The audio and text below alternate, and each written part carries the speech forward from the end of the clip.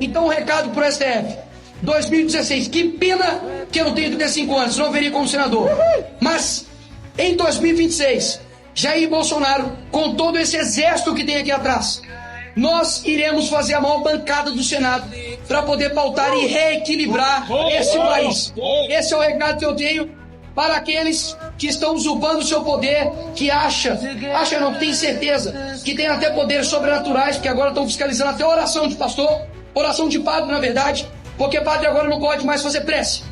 Ou seja, nós somos a verdadeira voz do povo. Que fique bem escrito isso aqui nesse dia, de que o mundo ele dá voltas, e pode ter certeza que nós retornaremos ao poder real nesse país e teremos orgulho novamente de ver essa pátria verde e amarela. Obrigado, senhores. O presidente Lula está em alerta máximo.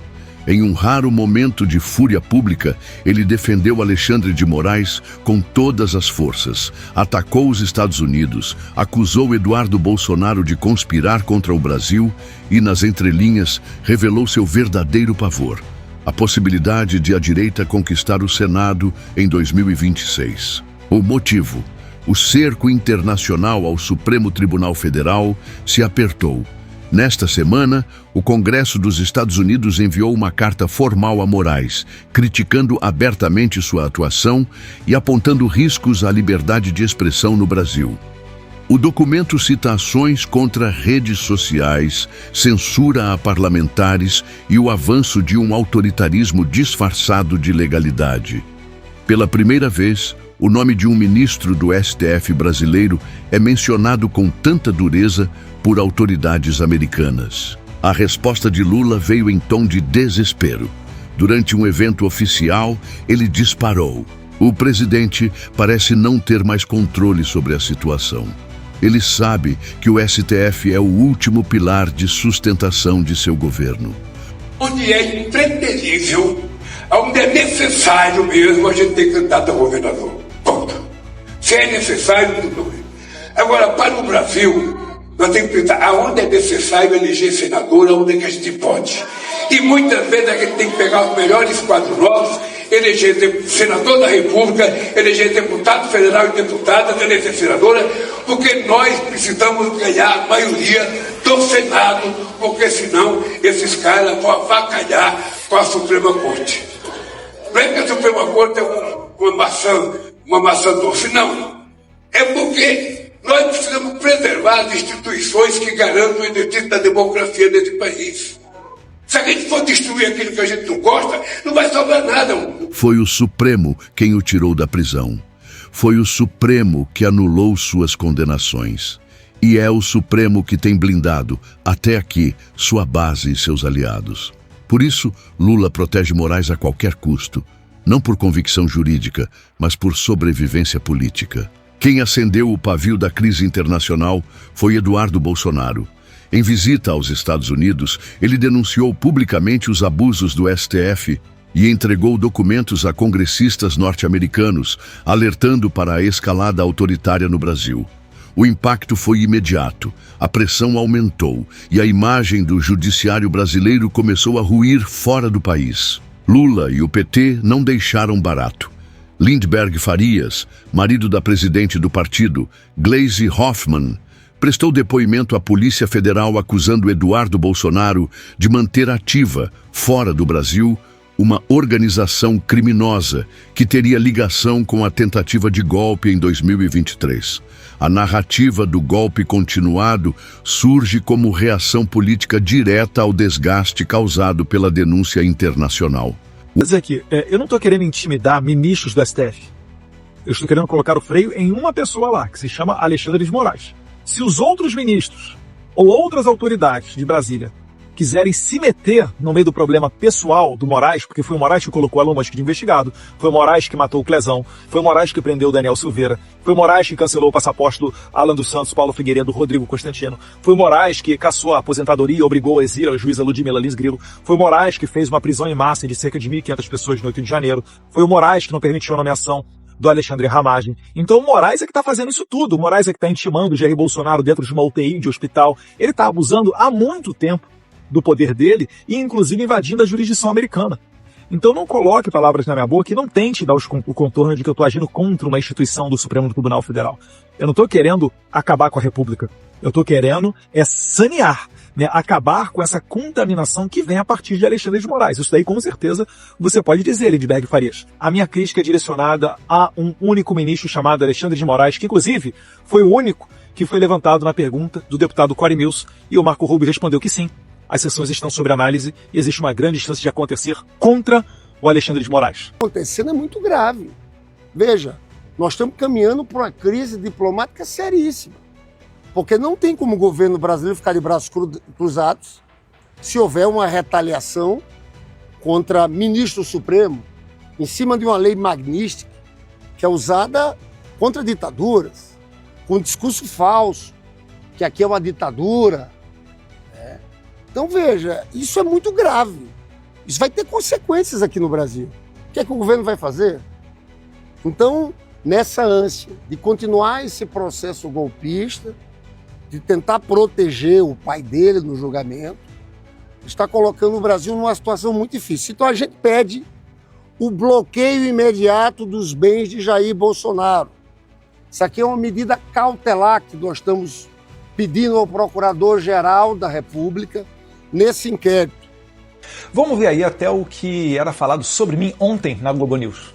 Em primeiro lugar, me chama muita atenção o texto da Procuradoria-Geral da República, que chega a citar um tom intimidatório de Eduardo Bolsonaro contra agentes públicos. Isso dá uma importância para Eduardo Bolsonaro que ele não tem. Ele saiu do Brasil, ele é um deputado licenciado e vai para os Estados Unidos especialmente para tentar se promover.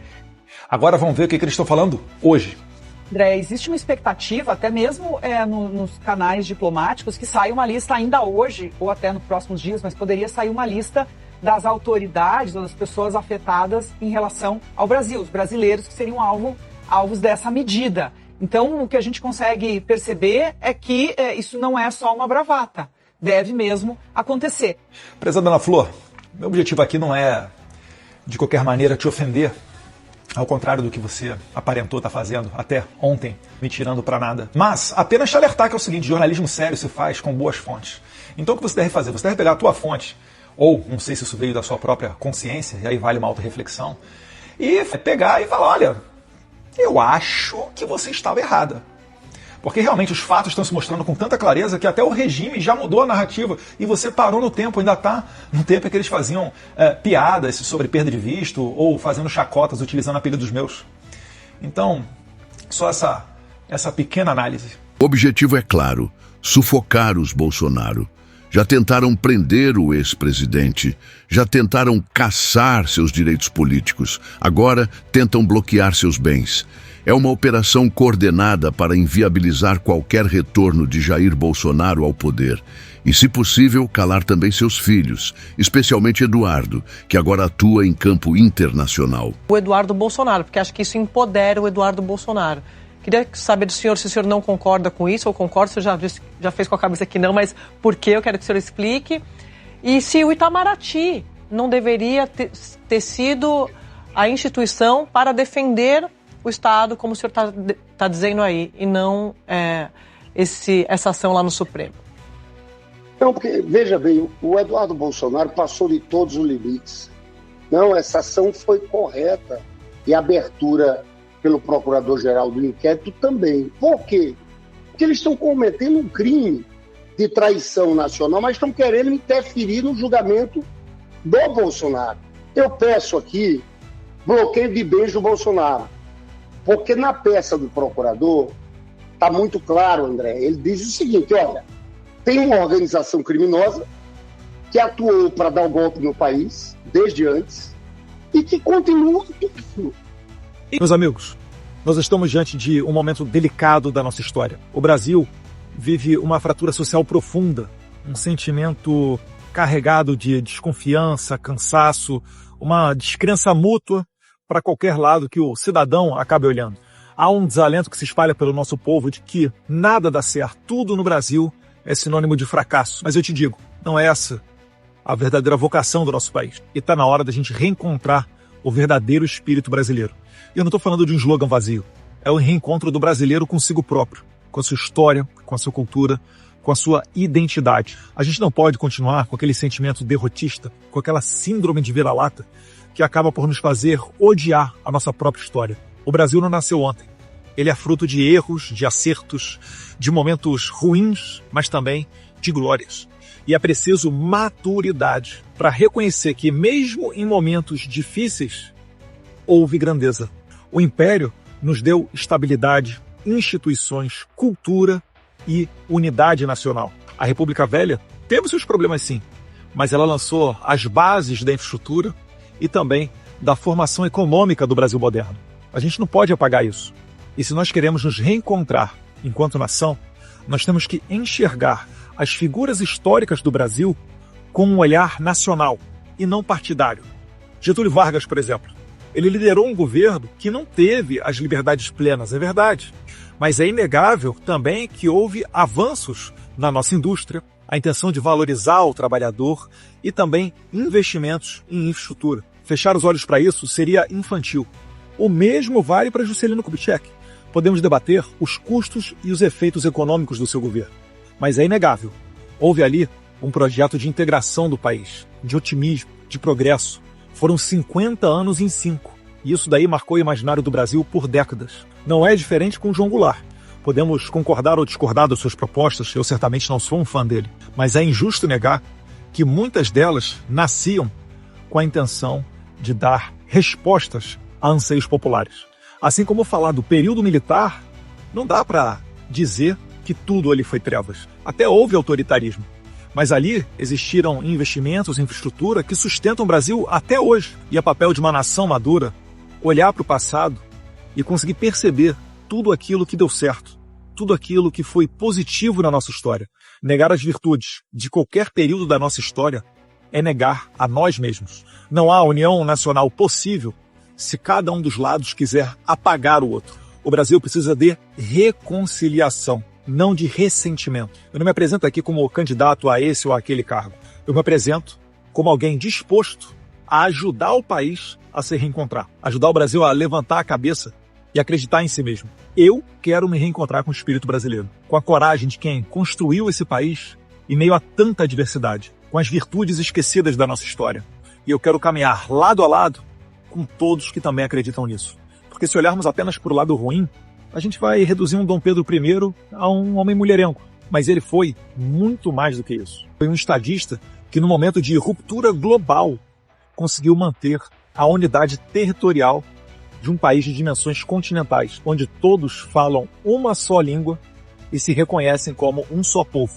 Enquanto tantos países vizinhos aqui das Américas se fragmentavam em guerras e divisões, o Brasil permaneceu unido. E isso não foi por acaso. Esse é o espírito que a gente precisa reencontrar. O da grandeza acima das vaidades, da unidade acima dos rancores, da construção acima da destruição. Se tem algo que eu aprendi nas minhas andanças pelo mundo, foi com o líder conservador mais longevo da atualidade, Viktor Orbán, 15 anos no poder. Tenha aliados e foque naquilo que converge. Se nós conseguirmos caminhar na direção desse reencontro, ninguém segura o Brasil. Um abraço a todos vocês, fiquem com Deus, nós venceremos.